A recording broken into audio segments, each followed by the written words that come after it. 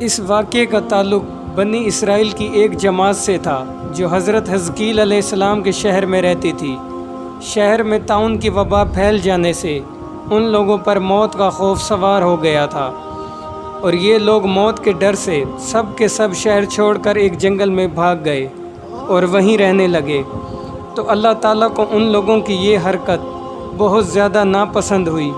چنانچہ اللہ تعالیٰ نے ایک عذاب کے فرشتے کو اس جنگل میں بھیج دیا، جس نے ایک پہاڑ کی آڑ میں چھپ کر اور چیخ مار کر بلند آواز سے یہ کہہ دیا کہ موتوا، یعنی سب مر جاؤ۔ اور اس محب اور بھیانک چیخ کو سن کر بغیر کسی بیماری کے اچانک یہ سب کے سب مر گئے، جن کی تعداد 70,000 تھی۔ ان مردوں کی تعداد اس قدر زیادہ تھی کہ لوگ ان کے کفن و دفن کا کوئی انتظام نہیں کر سکے، اور ان مردوں کی لاشیں کھلے میدان میں بے گور و کفن 8 دن تک پڑی سڑنے لگیں، اور بے انتہا تعفن اور بدبو سے پورے جنگل بلکہ اس کے اطراف میں بھی بدبو پھیل گئی۔ کچھ لوگوں نے ان کی لاشوں پر رحم کھا کر چاروں طرف سے دیوار اٹھا دی تاکہ یہ لاشیں درندوں سے محفوظ رہیں۔ کچھ دنوں بعد حضرت حزقیل علیہ السلام کا اس جنگل میں ان لاشوں کے پاس سے گزر ہوا تو اپنی قوم کے 70,000 انسانوں کو اس موت ناگہانی اور بے گور و کفن لاشوں کی فراوانی دیکھ کر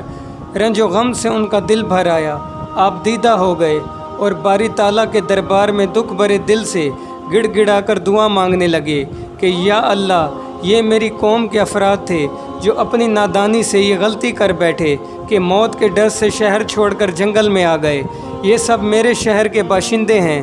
یہ ان لوگوں میں سے ہیں جو مجھ سے محبت رکھتے تھے، اور یہ لوگ میرے دکھ سکھ میں شریک رہتے تھے۔ افسوس کہ میری قوم ہلاک ہو گئی اور میں اکیلا رہ گیا۔ اے میرے رب، یہ وہ قوم تھی جو تیری حمد کرتی تھی اور تیری توحید کا اعلان کرتی تھی اور تیری کبریائی کا خطبہ پڑھتی تھی۔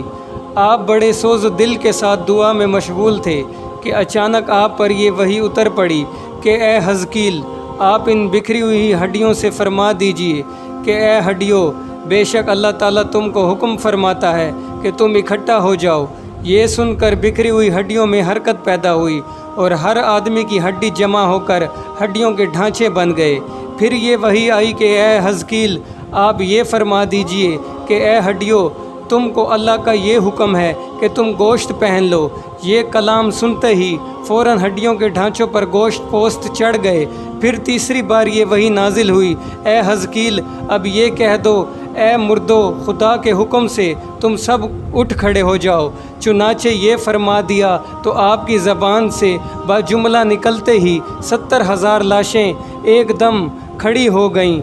اور پھر یہ سب لوگ جنگل کی طرف روانہ ہو گئے اور اپنے شہر میں آ کر دوبارہ آباد ہو گئے اور اپنی عمروں کی مدت بھر زندہ رہے۔ لیکن ان لوگوں پر اس موت کا اتنا نشان باقی رہ گیا کہ ان کے اور ان کی اولادوں کے جسموں سے سڑی ہوئی لاشوں کی بدبو برابر آتی رہی، اور یہ لوگ جو کپڑا پہنتے تھے وہ کفن کی صورت میں تبدیل ہو جاتا تھا، اور قبر میں جس طرح کفن میلا ہو جاتا ہے ایسا ہی میلا پن ان کے کپڑوں پر نمودار ہو جاتا تھا۔ جو ان لوگوں کی نسل سے باقی رہ گئے ہیں